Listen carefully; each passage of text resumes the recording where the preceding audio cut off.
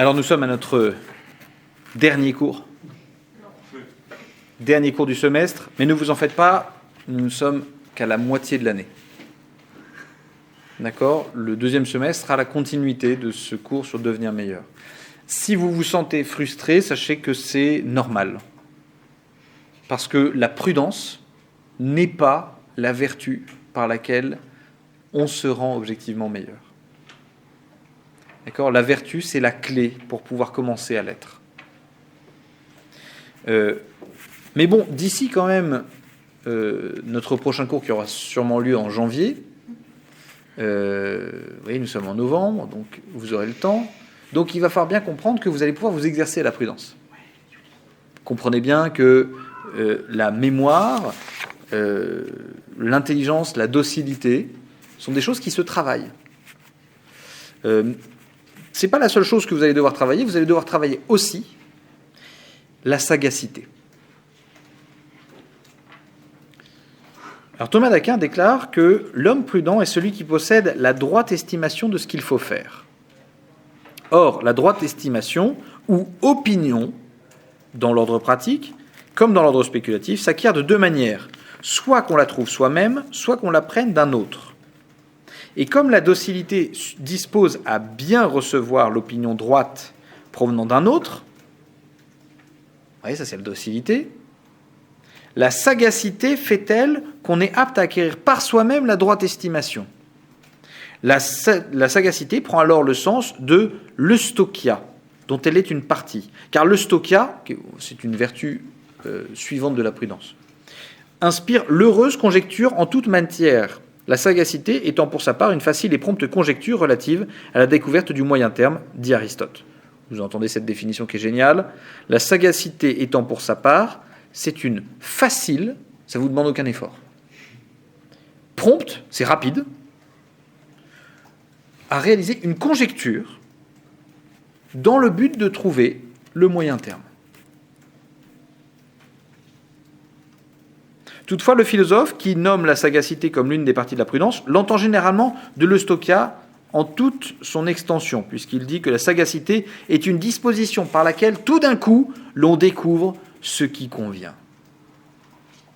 Vous voyez, l'homme prudent se retrouve dans tout un tas de discernements à faire, et d'un coup, il y a une conjecture qui semble lui apparaître.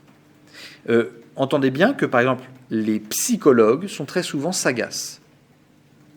Au travers de quelque chose qui leur est raconté, ils vont trouver ils vont faire une conjecture. Oui. Et donc, parfois, je parle par rapport à l'expérience de quelque chose que je retrouve un peu. Est-ce qu'on n'a pas forcément, on ne saurait pas expliquer pourquoi c'est ça? Tout à fait. Ce jugement de sagacité, justement, ne suppose pas forcément une pleine conscience de la rationalité de notre discernement. Vous voyez, c'est vraiment la saisie immédiate. Aristote va quasiment parler de don prophétique pour la sagacité. C'est-à-dire qu'il y a des... Comment ? C'est quasiment le daimon, sauf que le daimon était carrément personnifié chez Socrate. Il y a vraiment une entité qui lui parlait. Là, c'est immédiatement, vous analysez une situation, vous savez que ça, il faut le faire ou il ne faut pas le faire.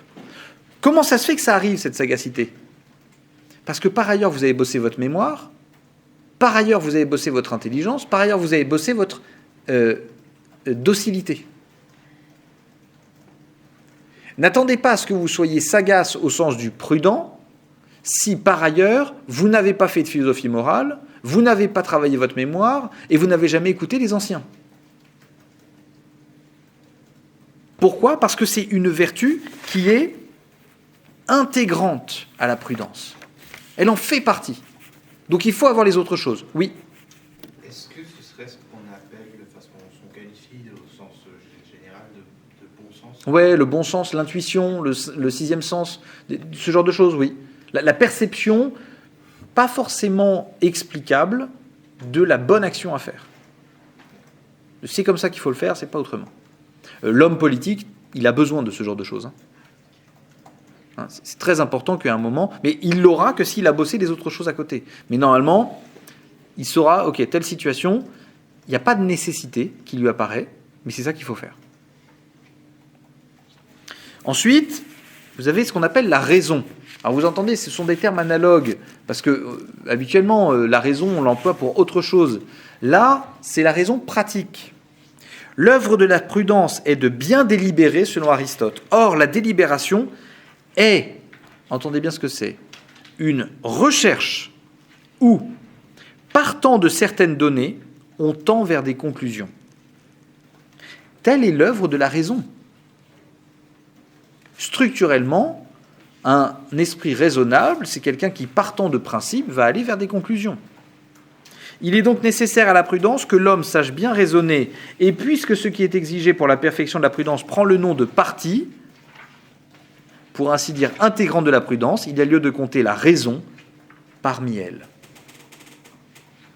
Le fait, vous voyez, c'est très intéressant, l'homme prudent, c'est à la fois celui qui est sagace, ça vient tout de suite, et à la fois celui qui est raisonnable, celui qui est capable de vous le démontrer. Et il est clair que certaines personnes auront tendance à être naturellement plus sagaces que raisonnables, ou plus raisonnables que sagaces. Le but, c'est par répétition d'actes de devenir les deux. Oui. J'ai pas bien compris. Enfin, du coup, être raisonnable, c'est pour démontrer ce qu'avec la sagacité, on a tout de suite. Exactement. Ce que vous avez tout de suite perçu. En gros, le raisonnable au sens prudent, c'est celui qui est capable de faire une bonne délibération. Il y a des tempéraments, pour vous dire, qui suivent trop leur intuition. Beaucoup trop. Il faut qu'ils s'arrêtent. Ils font trop confiance à leur pseudo-capacité de sagacité. Alors qu'il est nécessaire qu'ils délibèrent, qu'ils ralentissent. Ça, c'est pénible pour certaines personnes, qui aiment bien prendre des décisions tout de suite. On leur dit « ralentis, Wistiti. On va réfléchir ensemble.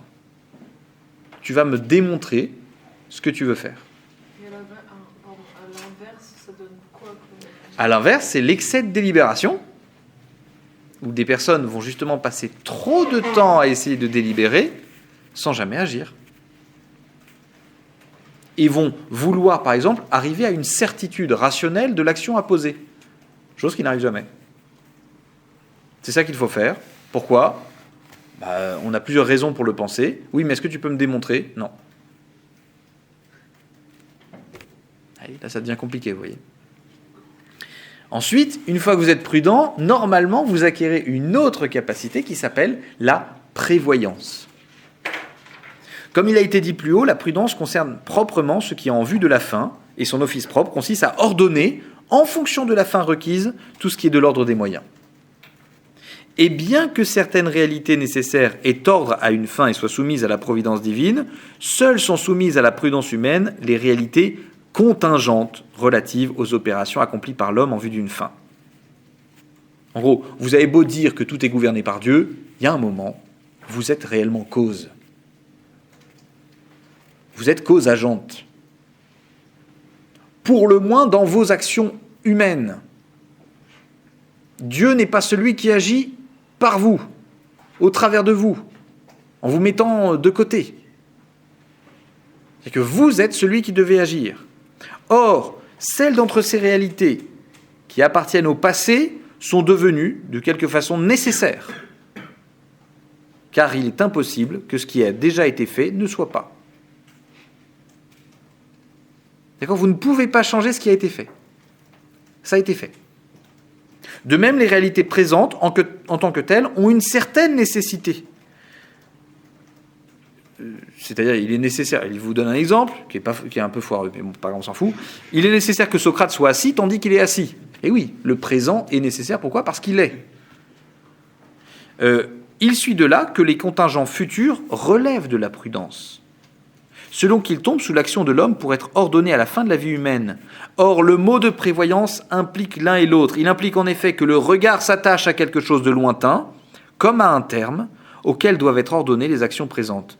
La prévoyance est donc une partie de la prudence.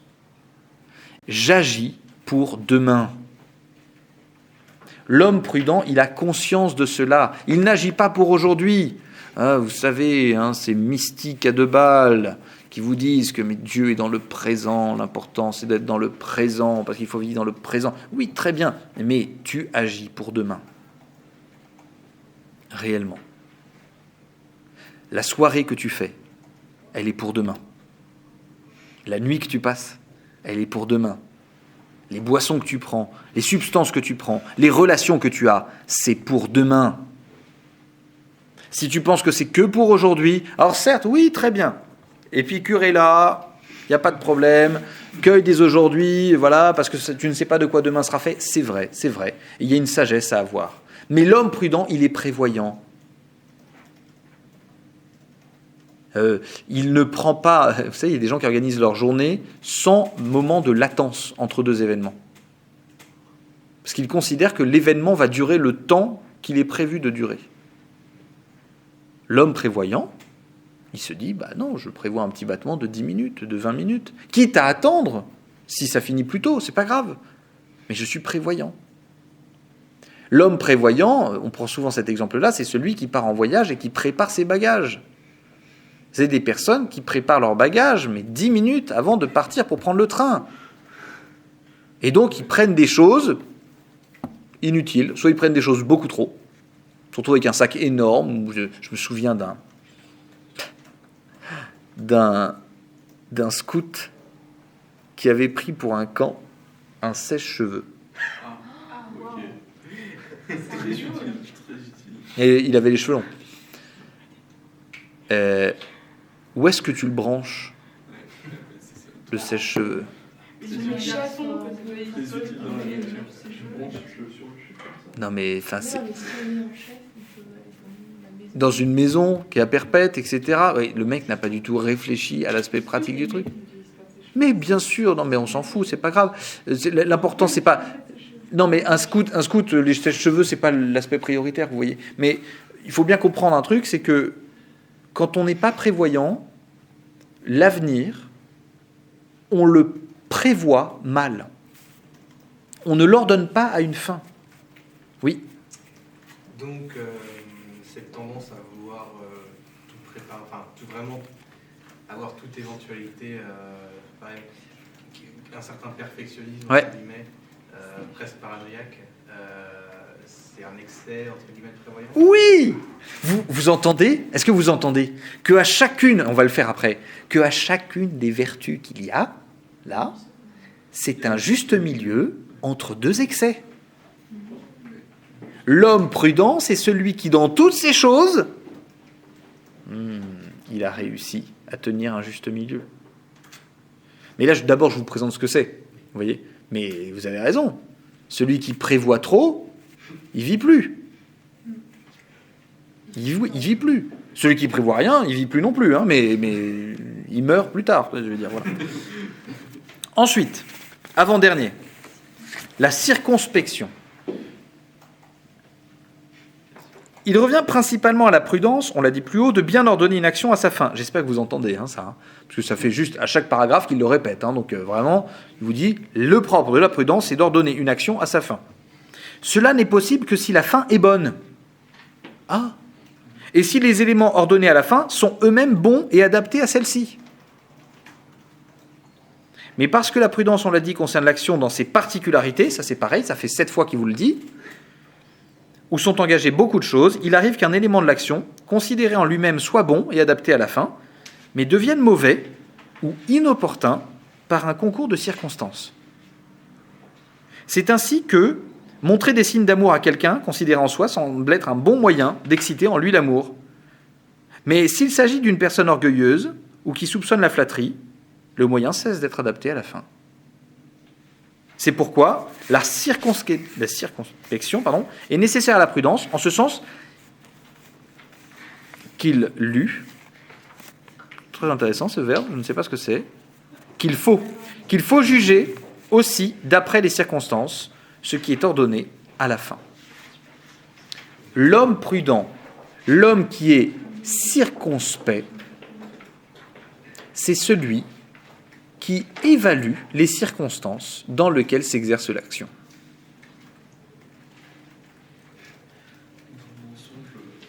Eh oui. Là, c'est là, à ce moment-là, qu'Adélaïde est contente. Parce qu'il lui faut une vertu particulière, la circonspection, qui prend en compte toutes les circonstances et qui se dit, est-ce que ces circonstances rendent l'acte bon ou rendent l'acte mauvais ?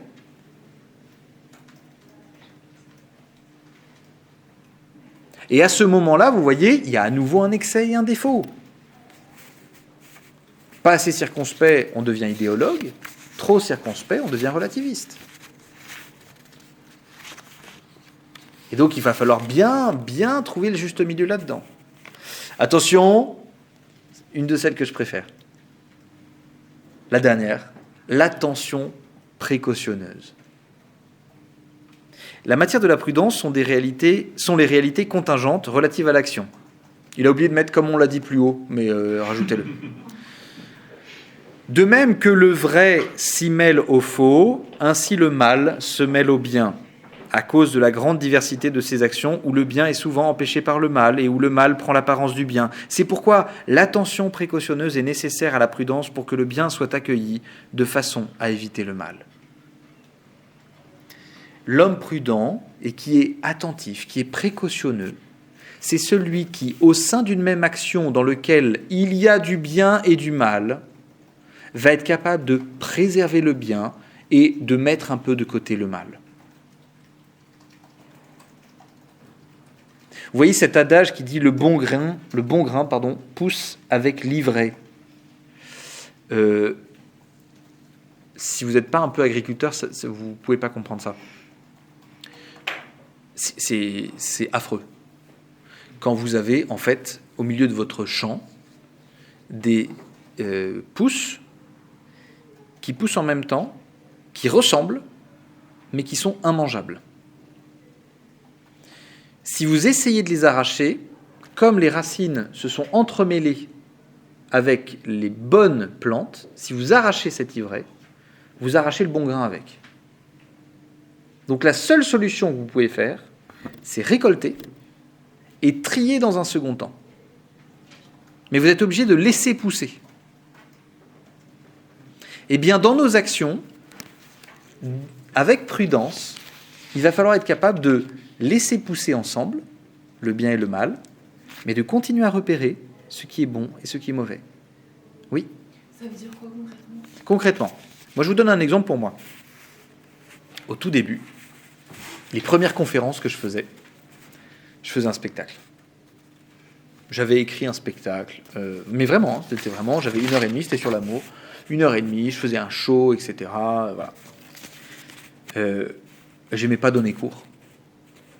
Je préférais donner ces conférences-là. Et je disais à tout le monde, évidemment, je préfère donner ces conférences-là parce que je les électrise, les gens qui écoutent, et voilà, et en fait, ça les réveille, et voilà, et puis après, ils auront le temps de travailler et tout ça. Non. Pourquoi j'aimais ce spectacle ? Parce que je faisais un spectacle. Parce que je faisais un show, parce que je plaisais aux gens. Et petit à petit, je me suis rendu compte que, ouais, c'est vrai que ça électrise les gens. Mais le motif pour lequel je le fais, c'est pas du tout celui-là, en fait. C'est parce que ça me plaît. Et petit à petit, en corrigeant ça, vous voyez, je me suis mis à arrêter de faire le show. De moins en moins le show en conférence. Et je me suis mis à apprécier de plus en plus les cours. Où là, pour le coup, on prend un temps long. Voilà, on ne plaît pas dès le début. Rendez-vous compte, vous commencez votre cours d'introduction à des étudiants qui ne vous connaissent pas, vous savez que vous devez les amener à la prudence, l'attention précautionneuse, et qu'ils sortent du bac. Tant que vous n'avez pas vu le bonheur, la liberté, le mal, le bien, tant que vous n'avez pas, ils ne pourront pas adhérer à ça. Bon, on part sur un temps long, où là, le show, il sera très très loin, vous voyez. On ne sera pas aimé. Et petit à petit, je me suis détaché du fait d'être apprécié.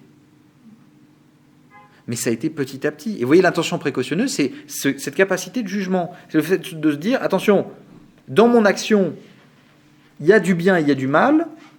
Comment je peux mettre le plus en valeur le bien et comment je peux réduire au maximum le mal.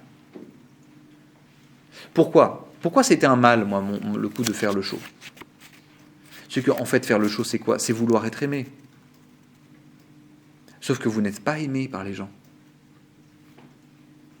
Les gens qui écoutaient mon spectacle, mes conférences, etc., ils ne m'aimaient pas. Les gens sur les réseaux sociaux, ils ne nous aiment pas. Ils ne nous connaissent pas. Ils apprécient ce que l'on dit. Tant mieux si ça les nourrit, c'est ça qui est bien. Mais le fait, j'aime beaucoup moi, le fait que c'est Facebook qui en tête avait fait ça, mais qu'on ait fait des cœurs, des j'aime, des trucs comme ça. Mais arrêtez. C'est-à-dire que c'est intéressant de se rendre compte de ça. Alors c'est bien, parce que c'est une manière de mettre en valeur un certain contenu. Donc super, ça c'est très intéressant. Mais entendez bien, c'est pas de l'amour. Les gens ne vous aiment pas. Ils ne me connaissent pas. Et donc c'était proprement désintégrant pour moi de chercher de l'amour au travers des cours, au travers des conférences, au travers de ce genre de choses. Vous voyez, c'est ça l'attention précautionneuse. Donc c'est pas très agréable. Hein. Mais par contre, c'est nécessaire. Oui. Est-ce que ça peut être aussi, dans le juste milieu, revenir sur ce qu'on pense être bien et en douter? Même par exemple, on a posé un acte, mais se dire, ah oui, j'ai pas la certitude. Tout à fait. Ça, c'est un petit exercice à faire. Oui, c'est clair. Ça, c'est un petit exercice à faire régulièrement, de dire est-ce que j'ai pris la bonne décision. Vous voyez, c'est un acte de prudence complet parce qu'il va solliciter à la fois de la docilité, parce que vous pouvez l'exposer devant quelqu'un, à la fois de la sagacité, parce qu'il va falloir réfléchir vite, à la fois de la mémoire, etc. Enfin, vous voyez, toutes ces parties-là dont on vient de parler, il faut les prendre ensemble. Vous n'avez pas de mémoire, c'est très difficile pour vous d'être prudent. Vous ne vous exercez pas à vous souvenir de ce qui s'est passé dans l'exactitude. Et bien là, malheureusement, vous risquez de recréer un souvenir, de réimaginer quelque chose. Vous voyez les gens qui vous parlent d'une discussion et qui vous disent en gros ce qui a été dit. Eh bien, c'est pas bon ça. Pour votre discernement prudentiel, ça n'est pas bon. Ce qu'il faut faire, c'est être capable de dire ce qui a été dit. La personne qui va, par exemple, regarder un film et qui va dire en gros ce qui s'est passé. Non. Une conférence, non. Essayons de redire les choses. Alors parfois, il faut prendre des notes parce qu'on n'est pas une assez bonne mémoire. D'accord, on prend des notes. Moi, actuellement, je suis en train de... Vous savez, je passe mon année sur Michel Onfray. C'est mon auteur de l'année. Pourquoi ? Parce que je suis persuadé que c'est un philosophe qui restera dans les mémoires. Je trouve qu'il a de très belles initiatives. Je trouve qu'il dit des choses qui ne sont pas vraies. Voilà. Et j'ai envie de créer soit un petit bouquin, soit une suite de vidéos sur la philosophie de Monsieur Onfray. Alors ce que j'aime bien, c'est que beaucoup de gens me disent tu perds ton temps. C'est pas si intéressant que ça. Oui, mais en fait, les gens disaient la même chose d'Épicure. Qu'il ne fallait pas l'étudier parce qu'on perdait notre temps. Ouais, enfin bon, c'est le gars qui a donné lieu à Lucrèce, qui a donné lieu à tout un tas de courants philosophiques. Et voilà. Et donc, si dans 100 ans, il y a des gens qui tombent sur Cosmos de Michel Onfray, s'il n'y a personne qui a écrit sur Cosmos de Michel Onfray, on va le redécouvrir en disant c'est absolument incroyable. Voyez. Et de fait, c'est assez génial, même s'il y a des choses qui sont fausses. Oui. Pourquoi je disais ça ? De la mémoire. Sauf que moi, j'ai décidé d'écouter les cours de Michel Onfray. D'écouter les cours qu'il a donnés à l'Université populaire, en Normandie, là. Voilà. Bon, on est sur grosso modo des dizaines et des dizaines d'heures, donc je les écoute régulièrement. Mais en fait, je suis obligé de prendre des notes. Parce que sinon, je vais rester sur quelque chose de très global. Et franchement, ça vaut pas le coup, en fait, de travailler sur ça. Et je n'ai pas la mémoire qu'il faut là-dessus. Vous voyez, quand on travaille la mémoire, il faut s'entraîner à restituer les choses. Donc j'en parle à ma femme, d'ailleurs, régulièrement. Je lui dis, voilà, en bilan de cours, voilà ce que j'ai écouté chez Michel Onfray. Elle me dit, ah tiens, c'est intéressant, ou c'est pas intéressant, ou elle s'en fout. Mais en tout cas, moi, ça me permet de restituer. Oui. Ce serait quoi l'excès d'attention précautionnelle ? Alors, on va y arriver. D'accord ? Maintenant, on va voir les vices. Les vices relatifs et opposés à la prudence. On va commencer d'abord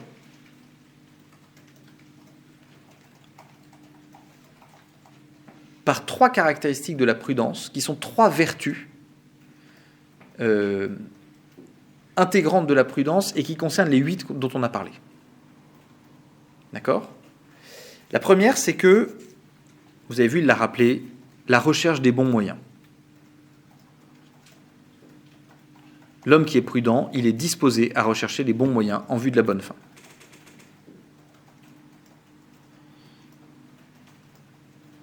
Donc la première vertu consiste dans la recherche des bons moyens. La deuxième vertu consiste dans le bon jugement sur la fin. Et la troisième chose, c'est la constance dans le choix. Une fois que vous avez choisi le moyen, il faut que vous continuez dans ce choix-là. D'accord ? Bon, pour ces 3 choses, il y a de l'excès et du défaut. On va d'abord regarder du côté de la recherche des bons moyens. L'homme qui n'est pas prudent dans la recherche des moyens, il peut l'être par défaut ou par excès. S'il l'est par défaut, on va dire qu'il est négligent dans son discernement. Il aura négligé un moyen possible pour arriver à sa fin. Vous voyez, les philosophes, on n'est pas réputés pour notre intelligence pratique. J'ai un de mes amis, qui s'appelle Luc, qui est très intelligent pratiquement. Non. Il est plus intelligent que moi pratiquement, donc j'ai l'impression qu'il est très intelligent. Ça se trouve, il ne l'est pas du tout, mais moi je le trouve très intelligent. Pratiquement. Et régulièrement, je lui dis ce que je fais. En bricolage, en aménagement, en trucs comme ça, ou même des décisions d'ordre pratique, on a laissé notre enfant là, on a le machin comme ça. Et il m'écoute, et régulièrement, mais en fait non, c'est quasiment tout le temps, en une phrase, il me dit un truc que j'ai pas envisagé, que j'aurais pu faire, qui m'aurait fait gagner une semaine sur le truc que j'ai dû faire. Il me dit, bah, pourquoi t'as pas fait ça ? Et là, moi, je fais... Ah oui, c'est vrai. Parce que je suis négligent sur l'aspect pratique, notamment souvent artistique, d'artisanat. Négligence. Régulièrement, je fais des achats parce que je me suis laissé convaincre par une pub à la con sur les réseaux sociaux. Je les reçois, puis ma femme me dit « Bah oui, mais t'avais déjà ça, non ?»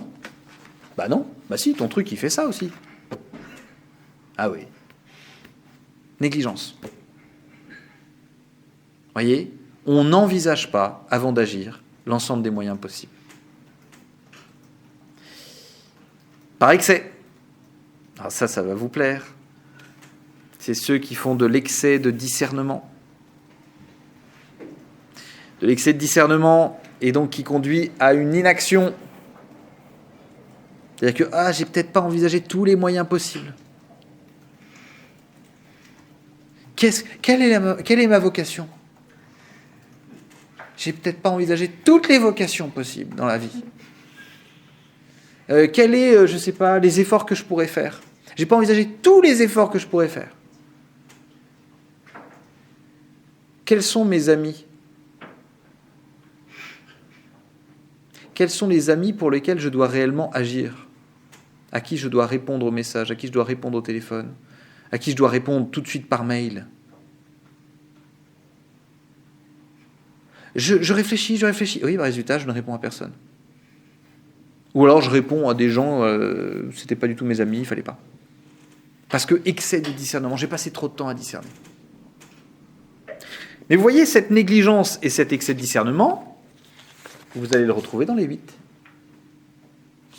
C'est-à-dire que vous allez le retrouver dans la mémoire, la négligence des détails dans la mémoire, ou l'excès des détails dans la mémoire. C'est-à-dire que je vais commencer à être beaucoup trop attentif sur des choses qui ne sont pas importantes. Des gens, quand ils vous restituent une anecdote, vous êtes pris dans un tunnel, vous savez, de la personne qui se corrige en permanence du nombre de la date exacte de l'événement. Elle vous raconte un événement, elle lui dit, c'était le 16 février 2003, et Non, c'était le 15. C'était le 15 parce que je me souviens qu'on avait réparé la pergola. Non, c'était le 15. Donc le 15 février 2003, on s'est retrouvé avec mon épouse au Maroc. Et non, ça ne peut pas être le 15 si on est au Maroc. On n'était plus. Donc c'est le 16. C'est le 16. On est parti le 16. Gaël, on est parti le 16 ou pas? Et vous êtes là, vous n'avez pas l'info. Vous n'avez qu'une envie, c'est de buter la personne. Pourquoi? Parce que excès, quant à la mémoire, quant à la restitution, c'est un excès. Ça ne sert pas le discernement prudentiel. Vous allez pouvoir prendre... Attendez, je me suis perdu dans toutes mes feuilles, là, résultat. Tac, la mémoire, voilà. Tac, dans l'intellect, dans la déduction. Aïe. Dans la déduction, les gens qui soit ne font aucune déduction, aucune, on leur a donné des principes d'action, ils en ont rien à faire. J'ai des étudiants comme ça, hein, en première année, là. Le cours, ils le connaissent, hein. Mais alors dans leur vie, rien. Rien, on s'en fout. C'est-à-dire que le bonheur, oui, le bonheur, évidemment, le bonheur, ça n'est pas le plaisir, le bonheur, ou je sais pas, la liberté, oui, l'homme est libre, mais doit s'affranchir de certains esclavages, voilà. Il y a des critères de qualification morale de l'acte, les circonstances, l'intention et l'acte, et donc c'est sûr, et voilà. Et par contre, ils sont capables de juger leurs potes, mais au sortir de l'amphi, hein. Mais t'es con, mais tu fais le mal, mais ça va pas. Ou alors, par excès. On va appliquer des principes idéologiques, des règles, des 9. C'est comme ça et c'est pas autrement. La décision, elle doit être prise comme ça. On l'a toujours fait comme ça. Vous savez, les gens qui vous parlent des règles de politesse en vous disant que c'est une nécessité. Ah, tu vas pas couper la salade. Si, les feuilles sont trop grandes dans mon assiette. Et j'ai pas une assez grande gueule. Désolé. Donc je coupe la salade. Vous voyez, des personnes qui ont des principes intellectuels qui vont appliquer dans l'ordre des moyens. La docilité. Il y a des gens qui vont demander conseil tout le temps, pour n'importe quoi. Vous les repérez parce qu'ils vont demander à ChatGPT comment aller pisser. Vous voyez, c'est des gens qui ont besoin d'une validation. Et donc, c'est un excès de docilité, vous voyez. Vraiment un besoin de validation constant. Pardon, j'ai commencé par l'excès au lieu de commencer par le défaut. Et le défaut, les gens qui prennent jamais conseil. Jamais conseil. Et vous apprenez, 3 mois plus tard, que la personne a failli avoir un accident de voiture. Pourquoi? Parce qu'elle était en pré-burnout. Parce qu'elle a commencé un travail qui ne lui convient absolument pas.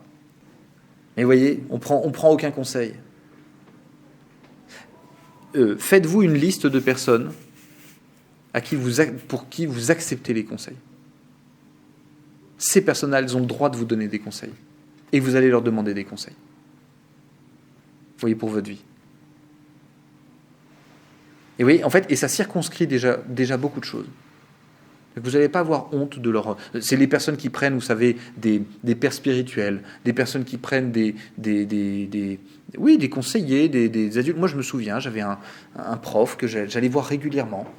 Et pour lui poser des questions sur ma vie, c'était hyper intime, vous voyez. J'allais le voir. Mais pourquoi? Parce que je me disais, ce gars-là a l'air prudent. Et de fait, il était très prudent. Et il était même prudent dans ce qu'il me disait. Il me disait régulièrement... je vous dis ça, je ne vous connais pas tant que ça. Ça a été un maître pour moi. Je me suis dit, dis donc, c'est logique.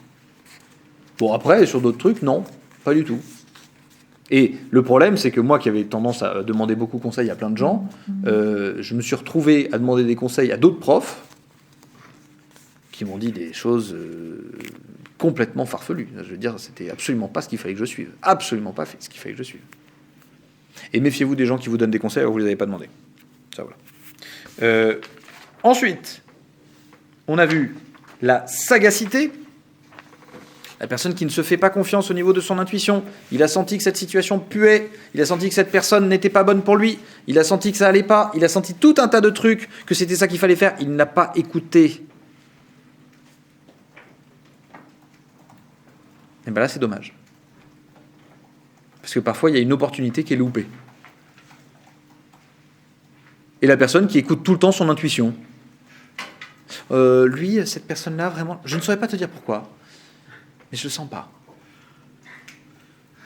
Oui, c'est la 16e personne dont tu me dis ça. Hein. Donc il y a peut-être un moment, il va falloir quand même nous dire pourquoi, parce que sinon ça ne va pas. Non, je pense que c'est une affaire de pilosité. Oui, d'accord, ok, super. J'ai entendu des personnes comme ça, me sortir des arguments comme ça. Ah non, je veux pas que ma fille se mette avec tel garçon s'il a une barbe. Pourquoi ? Parce qu'une barbe, c'est des gens qui se cachent. D'accord. Donc Jésus se cachait. Non, mais si, c'est important de se dire ça. Donc oui, non, il y a un moment où, vous voyez, c'est-à-dire que l'intuition ne peut pas servir non plus en permanence. Oui. L'argument de la barbe qui cache, c'est il y a un fondement de quelque chose d'intéressant dedans ou c'est complètement bazardé ? Peut-être qu'il y a des personnes qui portent la barbe pour se cacher, oui, peut-être. Mais c'est pas le cas de toutes les personnes qui portent une barbe. Donc, ou même la moustache. Vous savez, on a fait la moustache de Nietzsche, le fait que celui qui porte la moustache, en fait, il veut se cacher parce qu'il veut qu'on regarde la moustache. Non. Non, par exemple, moi, je sais très bien que la moustache, quand je la porte, me donne un côté bonhomme. Vous voyez, ça me donne un côté... Vous voyez l'américain, le pompier américain. Vous voyez, qui a l'air sympathique, qui arrive avec sa chemise canadienne, vous savez, il est sympa. Bon, il y a des personnes, ils peuvent se dire, je porte la moustache parce que ça me rend sympa. Ou parce que je trouve que c'est esthétique. Oui, il y a plein de raisons. Les gens qui commencent à poser des questions sur ça, ça va pas du tout.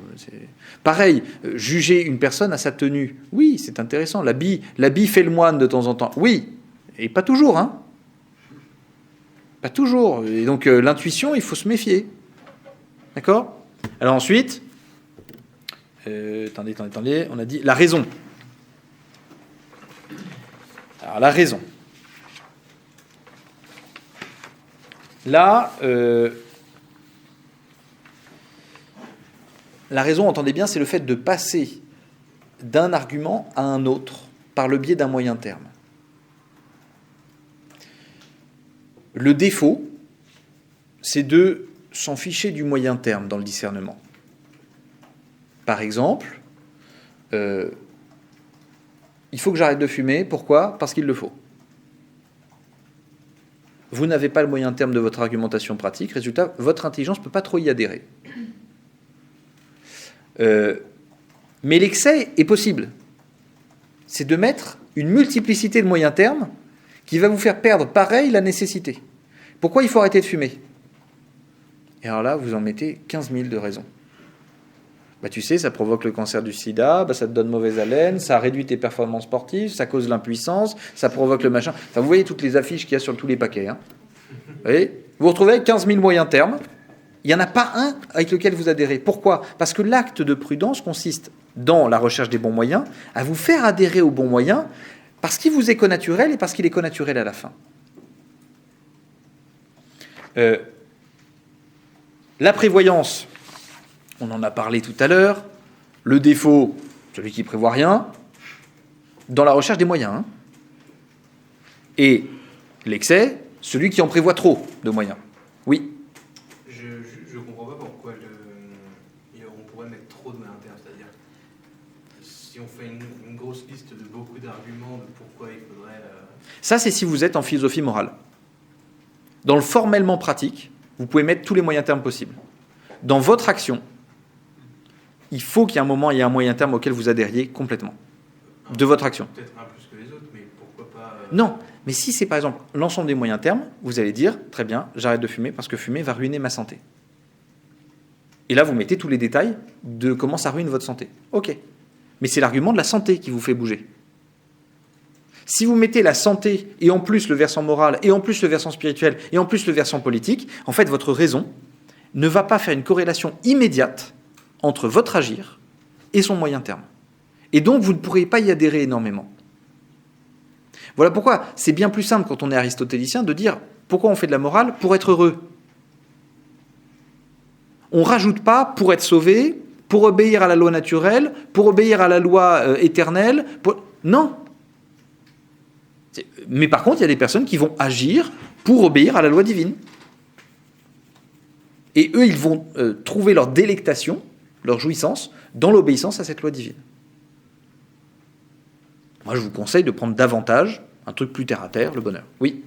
C'est juste que la raison crée un genre un peu à ce qu'elle du coup transforme en espèce. Vous voyez ce que je veux dire?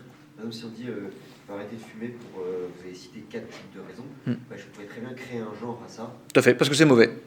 Voilà. Oui, tout à fait. Mais si vous avez... Ça, c'est si votre raison et votre volonté a une haine foncière du mal.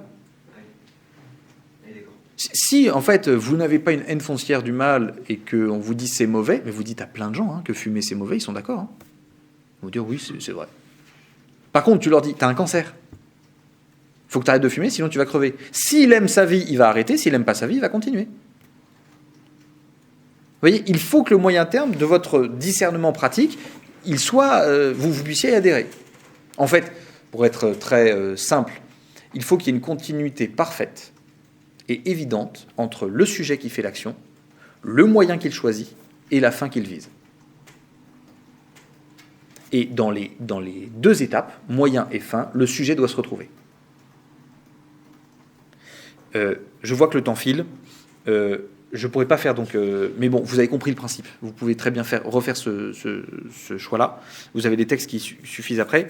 Je vous dis juste les deux que j'ai dit, là, le bon jugement sur la fin. Quel est l'excès, quel est le défaut? Le défaut, c'est la superficialité. L'homme qui n'est pas prudent, il est superficiel dans la mesure où son agir pour lui ne comporte pas de lien avec une finalité.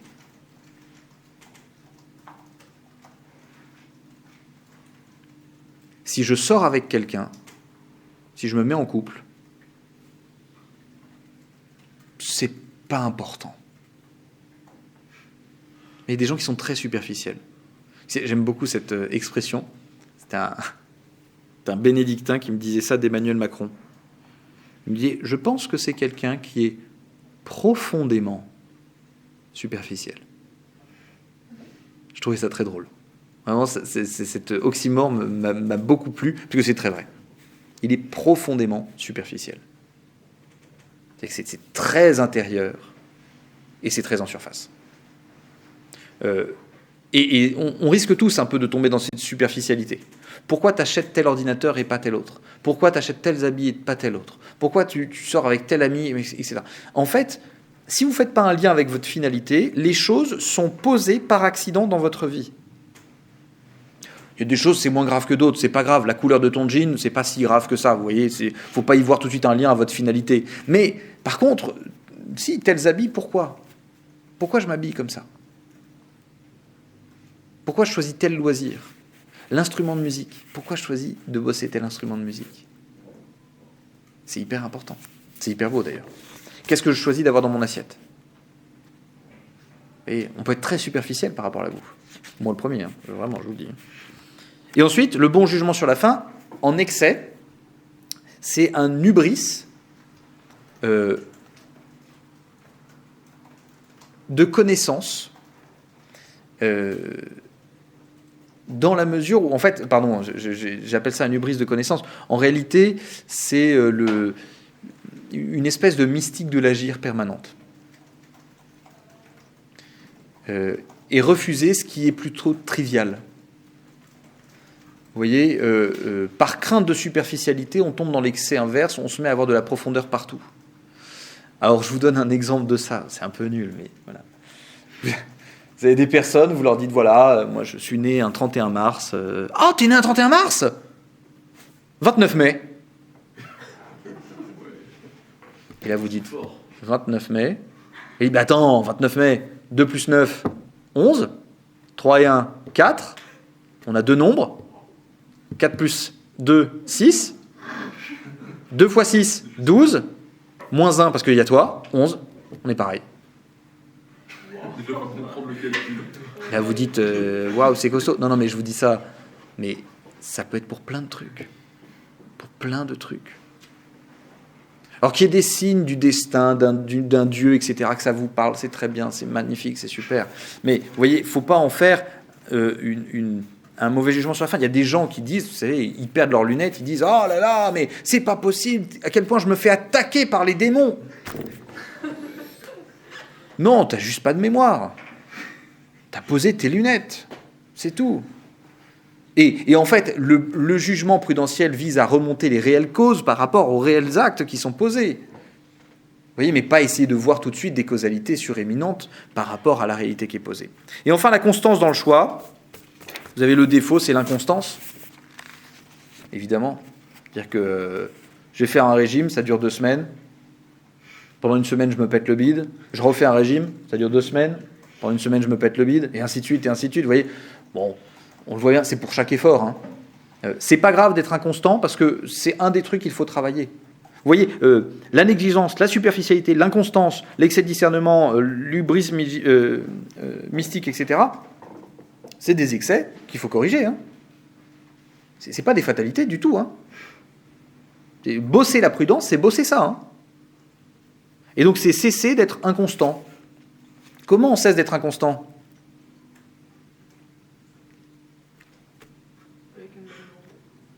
Soit vous augmentez votre volonté, soit vous...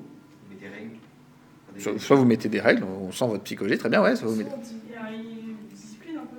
Une discipline, voilà, les règles, les disciplines, c'est bien. On sent bien que là, vous êtes plutôt à la schlag, ok, ouais. Soit vous baissez l'exigence. C'est que vous n'êtes juste pas capable pour le moment.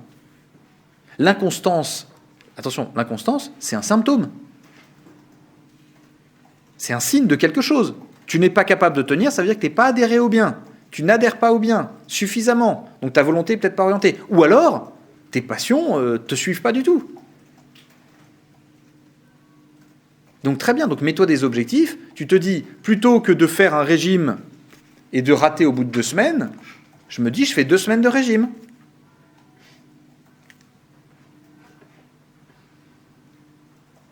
Et au bout de 2 semaines de régime, je me dis, très bien, est-ce que je peux continuer 1 semaine ? Ouais, non, c'est un peu dur. Très bien, bah, je me mets 3 jours un peu plus tranquille à ce niveau-là. Et je vois si je reprends. Et ainsi de suite.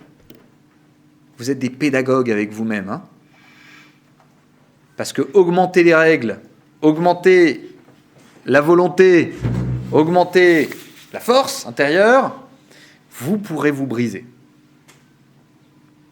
Vous pourrez vous briser.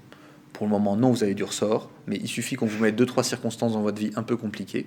Je sais pas, vous perdez un proche, vous perdez, je sais pas, vous perdez la foi, vous perdez votre travail, vous perdez un truc, une perte un peu fondamentale, un peu intérieure, vous voyez. Bon, bah résultat, le régime, même les règles, j'en ai rien à foutre. Oui. Vous avez dit que l'excès, c'était l'exigence, c'est ça ? Non, l'excès, ça va être la rigidité. Vous voyez, dans la constance dans le choix, c'est la rigidité. Ouais, j'ai un de mes amis comme ça. Il va dans un boulot. Dès le début, il sent que c'est pas bien. Mais, ce qu'il me dit, non, mais je me suis fait un engagement à moi-même. Je reste 4 ans. Cet abruti a fait un burn-out. Mais, et il ne s'en remet pas. C'est terminé le dynamisme intérieur pour le travail et tout ça. C'est-à-dire que la rigidité conduit à quoi ? Au fait de se briser. Donc justement, le prudent, c'est justement celui qui est capable de maintenir une exigence, mais dès qu'il sent que l'exigence, oula, attention, ça va être trop difficile, hop, on réajuste. Et on réajuste en permanence. Tu as fait un choix. Vous savez, les gens qui disent... je parle de ça, c'est surtout pour ceux qui s'engagent dans les missions associatives, les chefs scouts. On arrive, en plus, on leur dit, tu as beaucoup reçu. Il faut que tu donnes. Et le gars, il est en double licence. Il dort très peu. Il a des devoirs maison tout le temps. Et on lui dit, oublie pas ce week-end. On réunit le district. Il faut que tu sois là. Non, on réajuste l'exigence. Non, désolé. J'ai accepté. J'ai eu un défaut de prudence. Je suis d'accord. J'ai dit oui. Je ne pouvais pas assumer. J'ai fait une erreur. Mais je ne vais pas me briser à cause de cette erreur. Je corrige l'erreur. Je dis, je réajuste. D'accord ? D'ici janvier, exercez-vous. D'accord ? Allez, bon après-midi.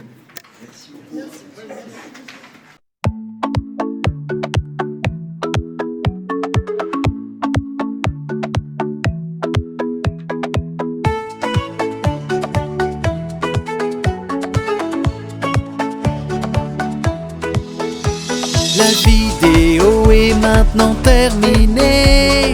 Il te faut repartir dans la réalité. Mais si tu veux vraiment avec moi continuer, faut pas hésiter et tu peux t'abonner. On danse, on sourit, la joie nous envahit. On s'envole, on rit, c'est ça la philosophie. Mais entends mon ami, on se prend pas au sérieux ici. On est tous humains, c'est ça la vraie vie. Abonne-toi et laisse un mot. Partage bien la vidéo. Viens fripounet et entre dans la danse. Dans la communauté, on pense en cadence.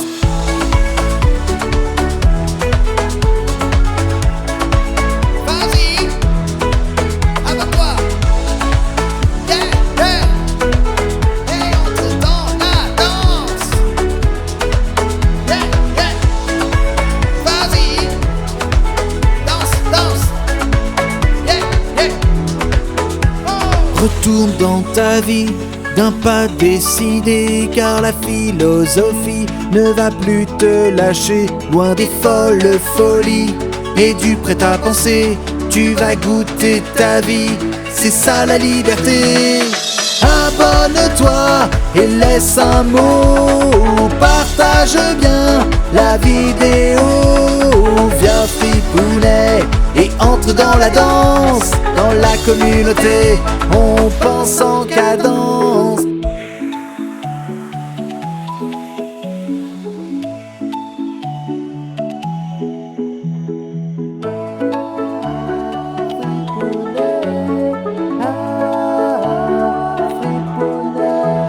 On danse, on sourit, la joie nous envahit. On s'envole, on rit, c'est ça la philosophie. Mais entends mon ami, on se prend pas au sérieux ici. On est tous humains, c'est ça la vraie vie.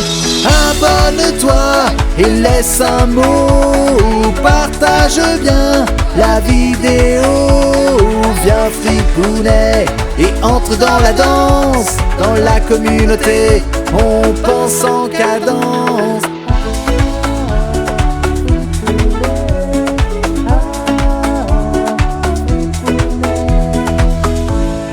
Abonne-toi.